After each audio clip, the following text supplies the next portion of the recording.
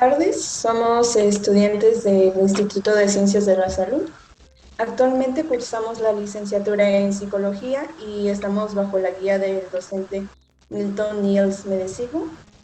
Y con fines académicos conformamos el equipo número 4, que se encuentra integrado por Eric Adrián, Fernando Isaías, Yulisa Lisbeth, Paulina, Leonardo Jared, Mariana Nicole y su servidora Lili Elisa. El tema a tratar es la terapia de aceptación y compromiso, también conocida como ACT, que como hemos podido observar es una psicoterapia de conducta basada en la guía de valores propios. Uno de nuestros objetivos consiste en en expandir nuestros conocimientos con ayuda de un profesional en el tema, por lo que nos encontramos aquí para llevar a cabo la entrevista y le pedimos de favor que se presente y enseguida daremos inicio con la misma. Ok, perfecto. Bueno, pues muchas gracias. Mi nombre es Denise Zamorano Sierra. Tengo la licenciatura en psicología, también por parte de la Universidad Autónoma del Estado de Hidalgo. Cuento con una maestría en terapia cognitivo-conductual, con un diplomado en terapias contextuales conductuales y diversos entrenamientos a nivel internacional de terapias contextuales, tales como la terapia de aceptación y compromiso, terapia dialéctica conductual y también lo que es cómo tratar a las adicciones con base en este tipo de terapia y activación conductual para la depresión por parte de catedráticos a nivel internacional. Ok. Dentro del enfoque de ACT, ¿cuál es el rol del terapeuta? Ok, el terapeuta dentro de esta modalidad terapéutica es orientar y guiar a la persona hacia lo que es significativo e importante en su vida por medio de compromisos y acciones que van progresivamente orientadas a lo que es valioso en su vida. Ok, es concentrarse mucho en el contexto, por decirlo así. Sobre todo en cómo convive esta persona de manera activa en cuanto a las sensaciones corporales desagradables, en cuanto a sus pensamientos intrusivos, en cuanto a sus emociones indeseables. Nosotros vamos a orientarlo a que en lugar de que evite, acepte que la naturaleza del ser humano pues es también presentar cierto tipo de dolor o de sufrimiento. ¿Cuál es el rol que ocupa el consultante? El consultante va a tener un papel también muy activo, ya que gracias a lo que él nos verbalice, a lo que él nos exprese también en cuanto a su motivo de consulta, él va a estar atento a lo que nosotros también le respondamos frente a lo que en sí es su motivo de consulta. Sin embargo, también va a tener un papel predominante, ya que sin él no se podría lograr el establecimiento tanto de objetivos como de metas terapéuticas. Ok, ok. Bueno, entonces, como usted dice, es algo recíproco, por decirlo así. Claro, No es solamente como que el consultante sea un rol pasivo, sino que igual se mete mucho en esta relación.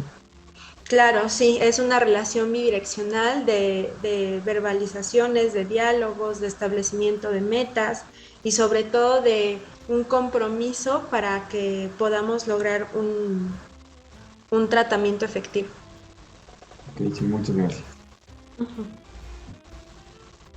Buenas tardes. Bueno, para continuar nos gustaría saber cómo se desenvuelven pues estos dos roles, terapeuta consultante, en el marco relacional de AC.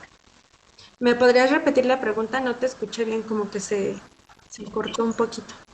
Sí, perdón. ¿Cómo se desenvuelven los roles terapeuta consultante en el marco relacional de AC? Ok, vemos que la teoría de los marcos relacionales es responder a un evento en términos de otro. Entonces, lo que nosotros vamos a analizar independientemente de la conducta operante que es por la que va a ir el consultante, nosotros necesitamos saber lo que es su historia de aprendizaje, cómo fue que pasó, cuáles son las reglas verbales y las reglas que esta persona empezó a tener en su mente para poder interactuar con su contexto. Nosotros vamos a conocer, por ejemplo, si aprendió por observación, por contingencias, por consecuencia directa, de qué manera aprendió lo que ya está establecido en su mente respecto a reglas de comunicación en cuanto a significados. Recordemos que en los marcos relacionales el lenguaje va a formar una parte muy importante para que nosotros determinemos la manera en cómo interactúa con el contexto y también cómo el contexto va a influir en la persona. Por medio del lenguaje, toda esta información nosotros lo vamos a empezar a conocer preguntándole sobre su historia, sobre cómo aprendió a relacionarse con ciertas circunstancias en su día a día. Y posteriormente nosotros vamos a hacer un análisis funcional de la conducta después de haber conocido de qué manera interactúa con su contexto y también cómo este contexto influyó para que se determinara la manera en cómo se comporta. Ok, muchas gracias. Entonces, ¿se podría decir que el lenguaje es como que la parte más fundamental en esto? Sí, el lenguaje, porque este va a ser el resultado de cómo la cognición y el comportamiento van a tener una función, digamos que la conducta va a ser pensamiento, emoción y cognición. Lo vamos a percibir como uno solo. Y el resultado va a ser el lenguaje. Así es como nosotros vamos a conocer cómo ha establecido estas reglas verbales. Ok, gracias. Bueno, la siguiente pregunta es, ¿se ha visto que pues durante algunas ocasiones en la terapia algunos consultantes llegan a tener dependencia? Entonces, nos gustaría saber si alguno de sus consultantes ha presentado esta dependencia hacia usted y cómo la ha manejado en el caso de que sí. Afortunadamente no ha habido algún consultante que tenga dependencia, ya que no hay una periodicidad exacta de cuánto tiempo es el que dura el tratamiento, sino que nosotros constantemente vamos a hacer una evaluación de cómo va orientándose a una vida valiosa. Cuando ya haya establecido y ya haya interactuado de manera un poco más, digamos que más segura y con más confianza esos valores, nosotros ya es momento de empezar a espaciar las sesiones hasta que ya llegue un punto en el que ya lo hayamos prevenido en cuanto a una recaída y pueda funcionar sin nosotros. Ok, muchas gracias. Bueno, mi última pregunta sería, dentro de AC, algo muy marcado es el uso de una metáfora. Entonces, ¿existe la posibilidad de que una metáfora no funcione?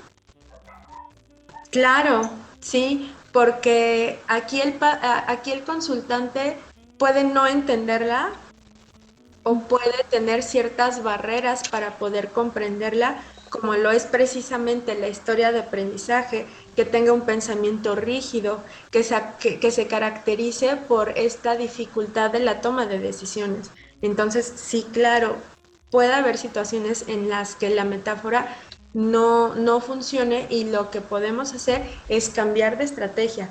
Notamos que varias técnicas que tiene la ACT pueden ser también las analogías, ejercicios experienciales, ¿no? Entonces nos podemos hacer,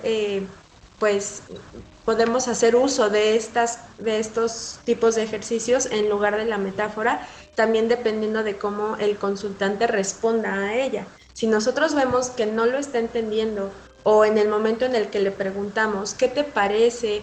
¿Cómo tú te estás relacionando con esto? ¿Tú qué harías en este lugar? Y notamos que el paciente tiene dificultad para abordarlo, entonces inmediatamente tenemos que cambiar a otra técnica según la ACT.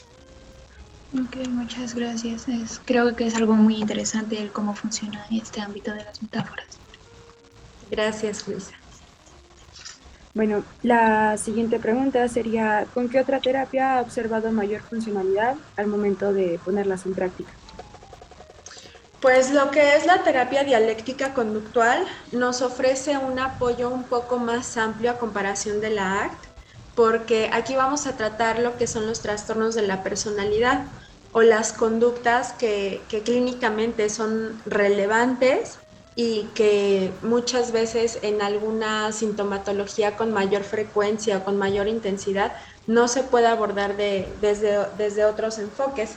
Entonces, la DBT lo que nos ofrece es un equipo integral, es decir, hay terapia grupal, hay terapia familiar, hay coaching telefónico, está también la terapia individual. Entonces, si lo notamos desde esa perspectiva, es una modalidad terapéutica integral que arropa al consultante por medio de varias estrategias para que pueda salir adelante. Muy bien. Y bueno, ¿cómo aborda la ACT los nuevos problemas que han surgido a través de la pandemia? Todo esto que vemos de pues, el aumento en la ansiedad, en el estrés, incluso, pues, por decirlo igual, pues los suicidios, toda esta cuestión de la depresión. Ok, una de las principales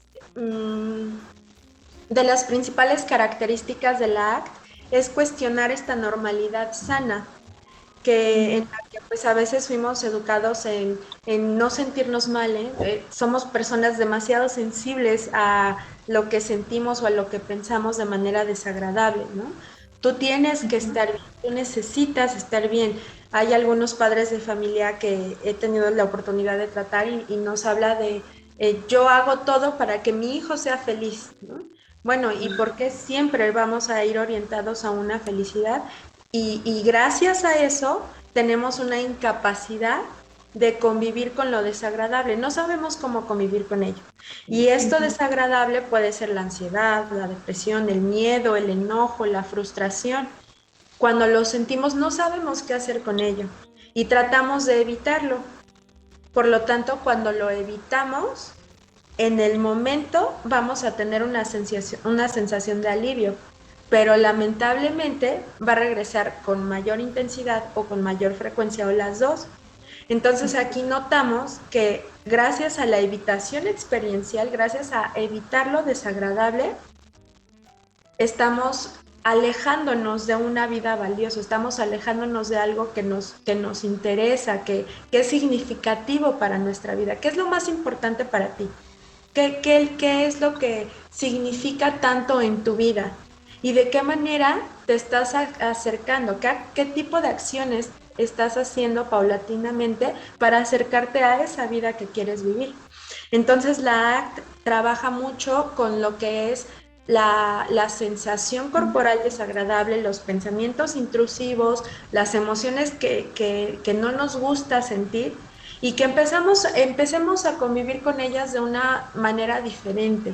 Darnos el chance, darnos la oportunidad de sentirlo, porque así como nos damos la oportunidad de ser felices, de tener actividades que nos causan placer, pues también nos podemos dar la oportunidad de convivir de manera diferente con aquello que es displacentero.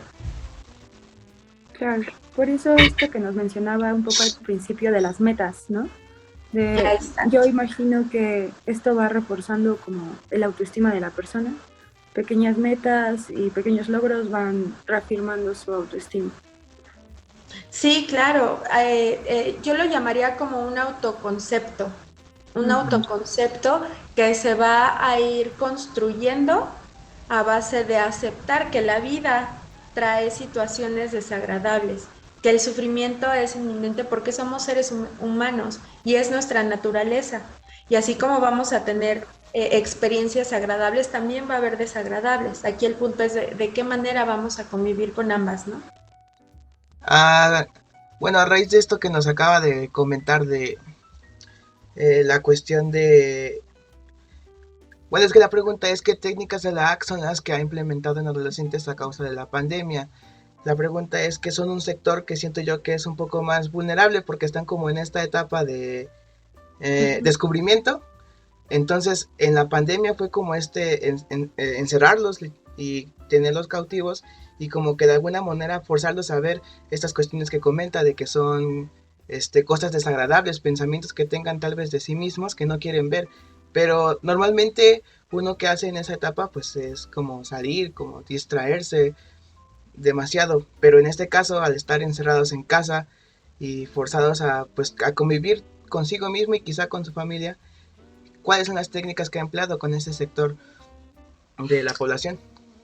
Ajá. Aquí justo es comentarle al consultante si está dentro del rango de la adolescencia, es ok, o sea, ya viviste tu vida de esta manera, de aquí para acá, viviste así, reaccionaste de esta manera. Por eso es muy importante hacer un análisis funcional adecuado, porque gracias a eso vamos a comprender cómo responde la persona. Entonces, cuando yo de este lado, como terapeuta, le empiezo a describir cómo funciona, hay más probabilidad de que haya una adherencia terapéutica. Entonces le vamos a empezar a decir, bueno, pues tú reaccionas de esta manera, tú respondes así. Entonces, a partir de aquí en adelante, ¿cómo quisieras vivirla? ¿Quisieras repetir todo esto? ¿Quisieras vivir algo nuevo? ¿Quisieras seguir este patrón? De aquí para adelante, ¿qué es lo que sigue? ¿Qué es lo que te gustaría hacer? ¿No? Y obviamente pues hay cierta renuencia en hacer cosas nuevas, incluso hasta de socializar, porque gracias a la pandemia, pues se volvieron un tanto, digamos que demasiado hogareños y también con un exceso de ansiedad en cuanto a convivir con ciertas personas. En algunos casos, no estoy particularizando casos, ¿no? Entonces, aquí es preguntarle de qué manera quieres seguir viviendo, ¿no? O sea, estas preguntas que nos van a orientar a que la persona se empiece a cuestionar cómo quiero vivir, qué es lo más importante para mí. Y según la ACT, pues también aceptar que muchas veces no va a ser fácil. Sin embargo, estamos acompañando a la persona, estamos orientándolo para que amplíe su foco de atención y pueda disfrutar de cada actividad que hace, orientado siempre a lo que es importante para él. Oh, muy bien. Sí, es como de alguna manera hacerlo consciente de todo lo que ha pasado, ¿no? Y de ahí como que su punto de partida para lo nuevo. O sea, como que no se quede anclado a lo que ya fue, ¿no? Y pueda dar el siguiente paso. Bien, sí, bien comprendido. Entonces, me surge la duda. Es un poco más como... bueno, la pregunta es, ¿qué técnicas de otras terapias de tercera generación ha puesto usted en práctica? Hablando en todo este rollo de la pandemia y... Pues lo que son las analogías y los ejercicios experienciales y también tener esta activación de la conducta precisamente, ¿no? O sea, rescatar esos valores y acercarse con una activación conductual que muchas veces no le va a gustar al paciente, no le va a gustar a la persona, pero es lo que se necesita. Uno de los principios de la activación conductual que también pertenece a las terapias contextuales es apegarse al plan, más no a un estado de ánimo. No puedes tomar decisiones a base de tu estado de ánimo, ya que estas te podrían llevar a algo que no te gusta, que no va orientado hacia un significado para ti. Por lo tanto, no tomes decisiones a base de un estado de ánimo, toma decisiones a base del plan terapéutico. Apégate al plan, ¿vale? Ah, ok. Es algo así como si le diera un mini manual. Bueno, algo parecido. No manual, no lo percibo de esa manera, sino que la persona aprenda a adherirse al tratamiento, notando las ganancias que puede tener al hacerlo, más no empezar o continuar con esta rutina de me siento mal, me siento triste, no hago las cosas, o no entro a clase, o no hago la tarea. O sea, el estado de ánimo a veces nos va a llevar a tomar decisiones que son perjudiciales para nosotros. Por lo tanto, hay que enseñarle a que el plan terapéutico, el plan de tratamiento es este, y nos necesitamos apegar a esto para que logres lo que tú quieres, lo que es importante para ti. Es algo así como disciplina, ¿no? O Más. sea, ok. Y bueno, la siguiente pregunta, ya después de todo esto, bajo su experiencia, ¿considera que AC podría tratar otro tipo de trastornos? Porque pues sabemos que hay unos que son como AC puede tratar con este y con aquel. ¿Podría llegar a tocar otros? Sí, por supuesto, sí. Aquí la funcionalidad de esta modalidad terapéutica respaldada científica es que no vamos, es una terapia que no va a ser nomotética, va a ser ideográfica. ¿A qué me refiero con esto? Que no va a tener como esta ley de diagnosticar, Okay. de clasificar, sino de notar lo que es la conducta operante. La conducta operante me refiero que la conducta operante es la conducta blanco, la conducta problemática, por lo que va el paciente, para que se familiaricen con ese lenguaje científico. Esa es la conducta operante. Entonces, sobre esa nosotros vamos a analizar sus antecedentes, sus consecuencias, qué es lo que está pasando en su contexto para que esta conducta operante se mantenga. ¿Qué es lo que tenemos que hacer para que las conductas deseadas incrementen y para que las conductas indeseables decrementen, ¿no? Ok. Entonces, puede tratar cualquier tipo de conducta perjudicial para la persona, más no lo clasificaría como algún otro tipo de trastorno. Lamentablemente Ok. a veces tenemos antecedentes que son psiquiátricos, ¿no? Oh, La psicología como tal a veces no tiene este punto de partida, porque el DSM es para las personas que estudian psiquiatría, ok. es para la salud mental. Entonces, lo rescatable de aquí es que tenemos que estudiar un poquito más acerca de la ciencia de la conducta, para entender que entonces las terapias contextuales, conductuales, pueden trabajar con conductas que son perjudiciales para la persona. Ok. Sí, porque justamente esa era una problemática cuando armábamos esta pregunta, si poner la parte de trastornos o problemática.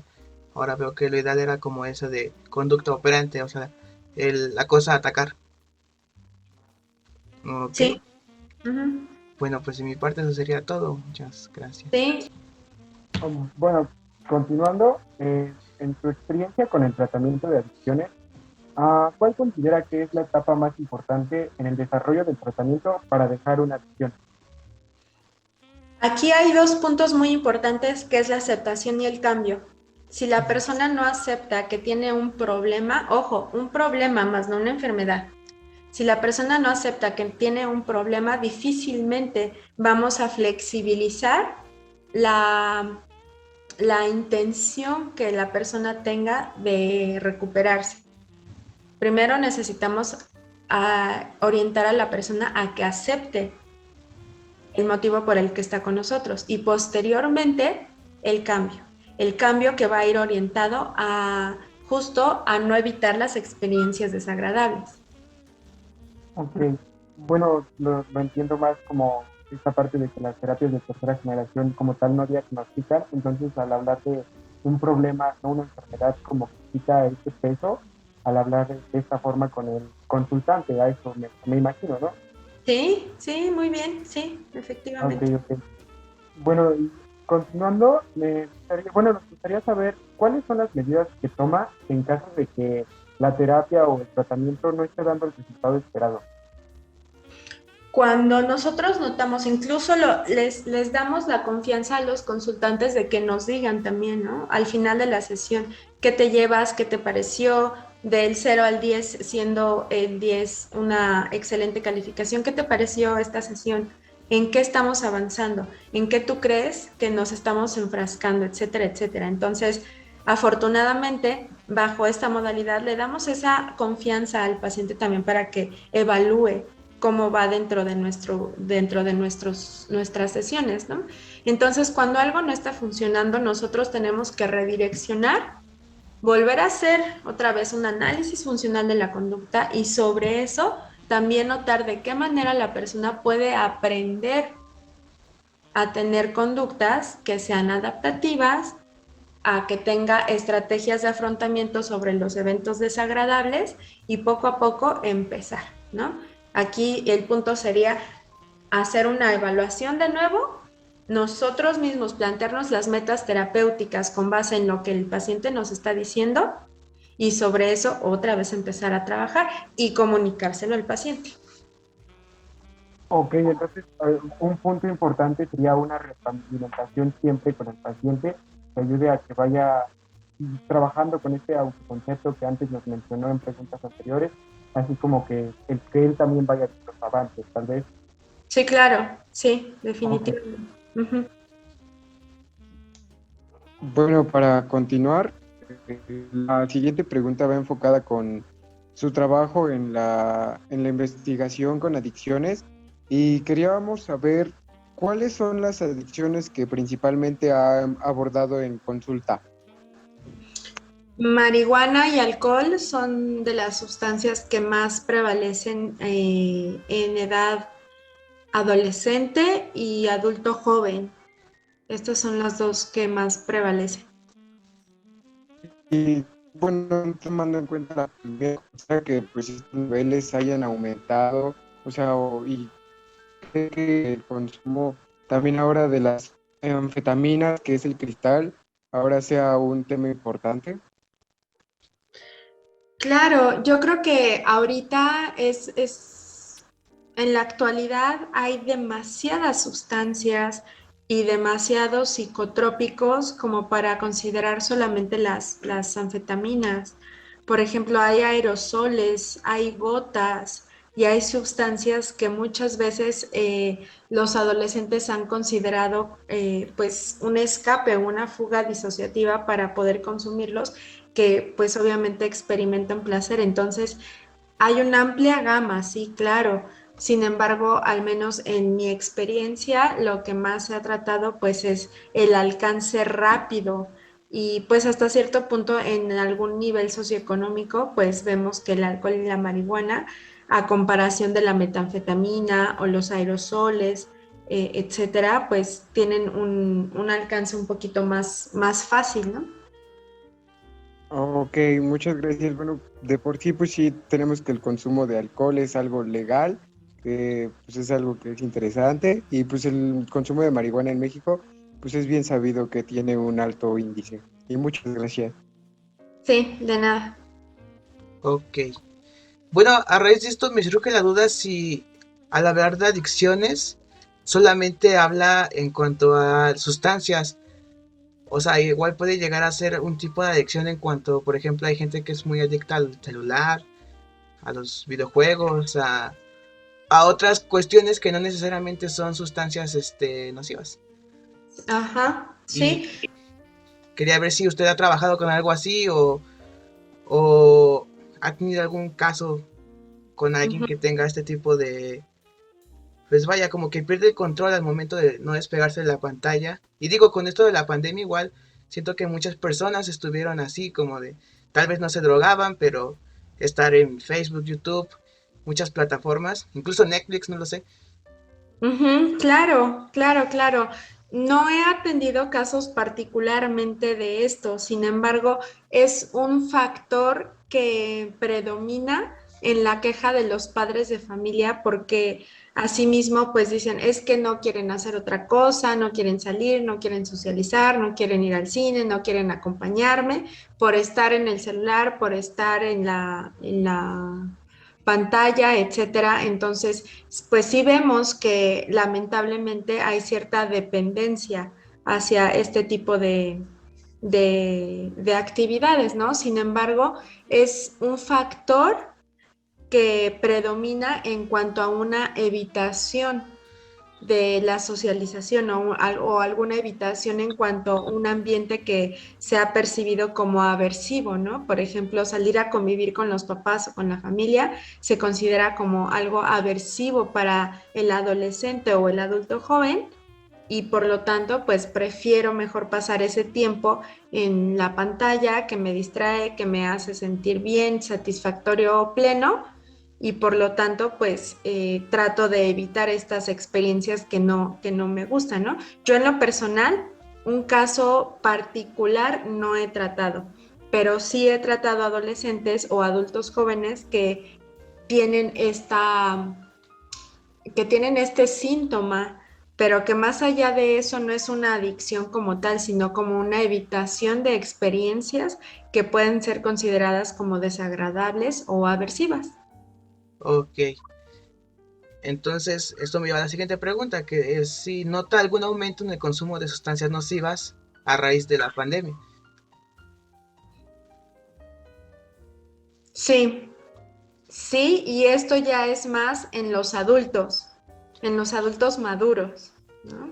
Oh, Esta parte de trabajar en casa, entonces pues me compro mi cerveza o me tomo unas copas y pues antes de trabajar o durante el trabajo lo disfrazo con algún termo o algo así y mientras pues estoy alcoholizándome, ¿no? Entonces sí, sí ha aumentado, pero sobre todo en casos de adultos, ¿no? Eso sí. oh, ok, ok. No sería tanto como en adolescentes, pero sí hay un aumento. Es más que nada como por una sensación de libertad o algo así. No tanto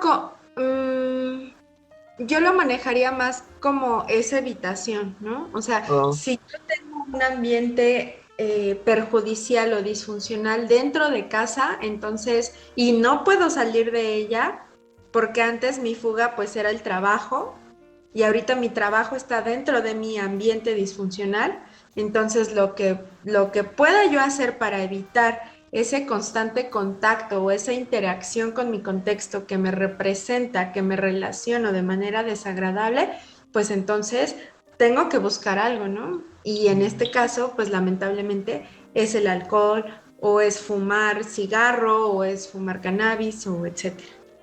ok, ok. Muchas Ujú. gracias. Bueno, continuando con las preguntas, como ya bien nos mencionó y como bien ya sabemos, la adquisición de sustancias nocivas pues cada vez es más frecuente, ¿no? Y más fácil. Y bueno, esta pregunta ya no las medio respondió, pero si nos la podía dar un poco más específica, es qué rango de edad es el que ha observado dentro de su investigación que es más vulnerable a un consumo inadecuado de estas sustancias. Ok, de 25 para arriba, yo he notado padres de familia, incluso también madres, que ya tienen pues establecido un matrimonio, que ya tienen hijos y que lamentablemente pues a raíz de la pandemia han tenido que trabajar dentro de casa y pues ha llegado al grado de separarse de la pareja, ¿no? O tener problemas un poco más intensos en la relación con sus hijos. Entonces, de 25 a 45 es un rango en el que yo podría decir que sí ha aumentado tanto el consumo de alcohol como de tabaco como de cannabis. Ok. Bueno, también partiendo un poco de esta respuesta, ¿cuáles han sido, por ejemplo, los obstáculos a considerar para recibir un consultante que ya haya tenido, o bueno, que tenga antecedentes de una adicción, por ejemplo, en una madre o en un padre? Los obstáculos a considerar para atender a una persona que tenga antecedentes de adicción, ¿sí entendí bien la pregunta? Sí, así es. Ok. Ok, una parte es la renuencia, ¿no? Porque en algún momento se hizo una investigación sobre Alcohólicos Anónimos y sus anexos y los grupos que pues están aquí en Pachuca Hidalgo, ¿no? Y veíamos, por ejemplo, el déficit en cuanto a una intervención científica. Aquí lo que se hace pues son terapias grupales, ¿no? Que no tienen evidencia y que simplemente es como el compartir mi experiencia para que el otro comprenda pues que también le pueda pasar, pero eso no está respaldado. Entonces, en algún momento sí, sí hubo una crítica muy importante en ese aspecto y pues alguna barrera yo creo que también tendría que ser este estigma que algunos consultantes tienen de que pues los psicólogos no servimos, o de que pues esta ayuda es para locos, o que no, o que alguien no me va a venir a decir lo que tengo o no que hacer. Entonces, estas creencias que a veces se tiene para respecto a nuestra carrera profesional, yo creo que esa sería una de las principales barreras. Y otra es de que lamentablemente pues prefieren pagar menos para estar dentro de un grupo que pagar más ante una atención personalizada. Ok, bueno, muchas gracias. Continuamos con la siguiente pregunta. Esta es una pregunta un poco más general, que es, ¿cuáles son las características que muestran una mayor o menor rigidez en el cumplimiento del tratamiento de la terapia? Por ejemplo, pues, no sé si le deja alguna actividad para la casa, o si el consultante no se abre lo suficiente para permitir un diálogo, o se abre demasiado como para que empiece a divagar, ¿no? ¿Cuáles serían como que las características con menor o mayor rigidez? Acabas de dar la respuesta, Nicole. Claro, pues una de ellas es justo el pensamiento rígido, ¿no? Si conocemos estos tipos de pensamientos, puede ser el pensamiento tangencial, el pensamiento rígido o el pensamiento flexible, ¿no? Y muchas veces pues está justo esta rigidez en la que nos fusionamos con nuestros pensamientos, nos fusionamos con esta historia de aprendizaje que tenemos, por lo tanto, no vamos a permitir que haya una posibilidad de cambio, mucho menos vamos a permitir que haya una aceptación de la conducta problemática, ¿no? Entonces, esa sería una de las barreras principales. Y otra sería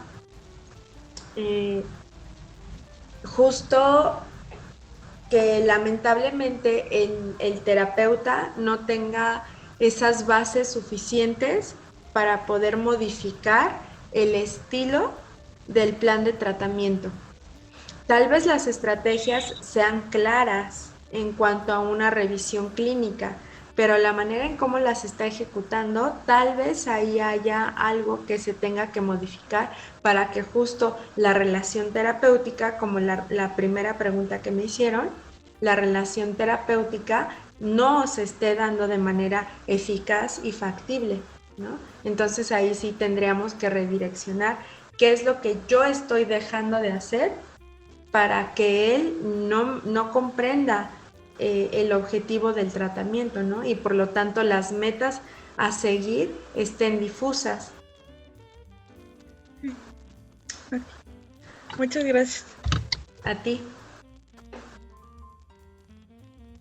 Bueno, continuando con la entrevista, la siguiente pregunta es, ¿qué motivos son los que generalmente causan que un consultante abandone la terapia?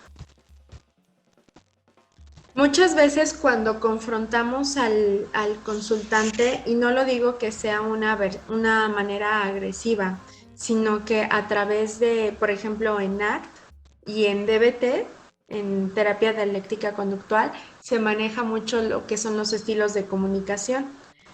Uno de los estilos es la reciprocidad, la comunicación recíproca. Y una variable estilística, que así se le llama dentro de la terapia dialéctica conductual, es justo el estilo, se me fue el nombre ahorita, el estilo es un tanto confrontativo, pero no llega a ser invasivo o sarcástico con la persona, pero sí tiende a ser con preguntas que representan matices para que la persona se cuestione qué es lo que está haciendo. Entonces, yo creo que un punto específico es cuando el terapeuta invade esta relación terapéutica, ¿no? O sea, el consultante se puede sentir atacado o puede sentir de una manera un tanto agresiva cómo el terapeuta se está comunicando con él. Entonces ahí, en cuanto el consultante se sienta invadido o confrontado de manera agresiva, automáticamente se va, ¿no? Ese es un factor muy importante. Y el otro es de que a través de varias consultas, pues no vea cambio, ¿no? Justo hoy me pasó que atendí a un chico de 18 años y me decía, llevo 3 psicólogos diferentes y uno no me dejaba hablar. Otro, yo sentía que no me escuchaba. Y el último, como que me regañaba, ¿no? Entonces, justo es tener bien establecido nuestro marco teórico y nuestro marco clínico, sobre qué nosotros estamos actuando, sobre qué nosotros estamos interviniendo. No podemos intervenir a base de un sentido común, porque ahí pierde el renombre la psicología, la psicoterapia y sobre todo este tipo de modelos que son basados en evidencia científica. Tenemos que hacer un análisis de la conducta. El motivo de consulta por el que la persona viene con nosotros lo tenemos que estudiar. Tenemos que analizar precisamente los antecedentes, las consecuencias que pasan después de que se da esta conducta y sobre todo de qué manera yo, a través de los principios de la ACT que se relacionen con el Exaflex, no sé si lo conozcan, pero una de las técnicas del Exaflex justo es la difusión cognitiva. La difusión cognitiva consiste en que junto con el paciente le enseñemos a que esos recuerdos que nos atormentan, esas imágenes que a veces tenemos en mente y justo también los pensamientos intrusivos que vienen como tal, no son más que piezas del lenguaje, más no reglas que tienen que ser obedecidas o eventos que pueden amenazar con nuestra integridad. El hecho de recordarlo no significa que mi integridad está peligrando. El hecho de recordarlo significa que es algo que estoy trayendo de mi pasado a mi presente y que por estar trayéndolo a mi presente tengo la oportunidad de distanciarme, de alejarme un poquito de él para orientarme, ampliar mi perspectiva y orientarme a una vida valiosa. No sé si quedó comprendida mi respuesta. Sí, se entendió perfectamente. Y bueno, ya estamos llegando a la parte final de la entrevista y la última pregunta es, ¿qué factores ha observado que provoque una recaída de los consultantes en la terapia? Una recaída. Pues aquí yo creo que tendríamos que hablar de las variables del contexto, ¿no? O sea, si yo entrené a la persona en cuanto a una reacción adaptativa solo de una circunstancia y vive otro tipo de circunstancia, pues ahí automáticamente no va a tener las herramientas. Pero si yo no me centro en el contenido, sino en la función de su conducta, el para qué, no el por qué, sino para qué le está funcionando hacer eso, lo más probable es que las recaídas puedan pasar, pero de manera más prolongada. Entonces aquí yo creo que la respuesta sería orientada a las variables del contexto, ¿no?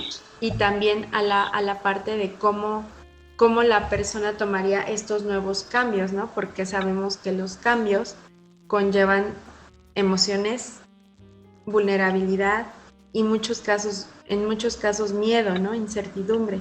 Entonces, lo que nosotros como terapeutas contextuales vamos a hacer es que conviva de manera diferente con esto desagradable ante un cambio, sea el que sea, pero que conviva con sus experiencias privadas, que es lo que siento. Experiencias privadas es lo que no se ve, lo que yo solo sé que siento, que pienso y demás. Y las experiencias públicas se van a relacionar con lo que yo hago, con lo que a nivel social se observa.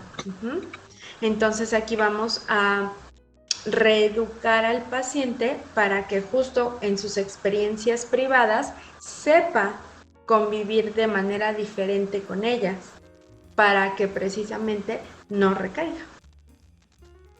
Ok, bueno, eso sería todo de mi parte. Muchísimas gracias. Gracias, Elisa. Bueno, para terminar con esta entrevista, yo solamente nos quedaría decir que es todo por nuestra parte, agradecerle por su tiempo y por su disposición y que fue un gusto conocerla, charlar unos minutos con usted y aprender algo de su conocimiento. Que tenga una excelente noche. Muchas gracias, Leonardo. Gracias a todos y ojalá que haya sido pues benéfica y fructífera esta entrevista.